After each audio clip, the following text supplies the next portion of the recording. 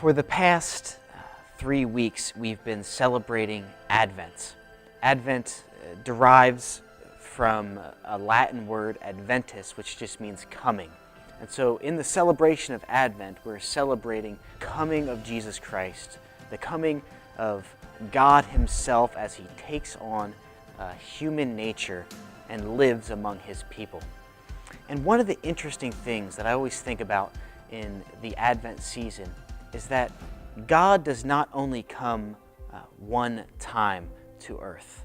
There will be someday a second Advent. And so he arrived first and in the form of a human being, and He will arrive again someday to come back for His people. And right now we are living in this kind of in-between Advents time. One of the things that I think is fascinating is the author of 2 Peter wrote his book to kind of combat this false teaching that would seek to say, listen, Jesus came once, but He's not coming again. There was a first Advent, but there won't be a second Advent. Look around. You can see how horrible the world is, how much brokenness there is. In a sense, your God has left you, and therefore it doesn't matter how you live. And he wrote his letter to combat this.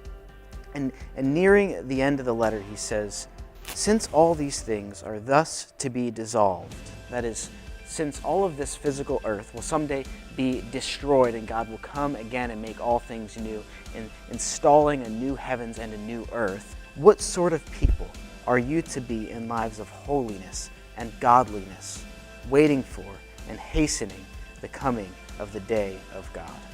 And I personally am just incredibly encouraged by this truth, that in this period between Advents, we can look back and be encouraged by the fact that God came to earth in the form of a man to defeat sin on our behalf.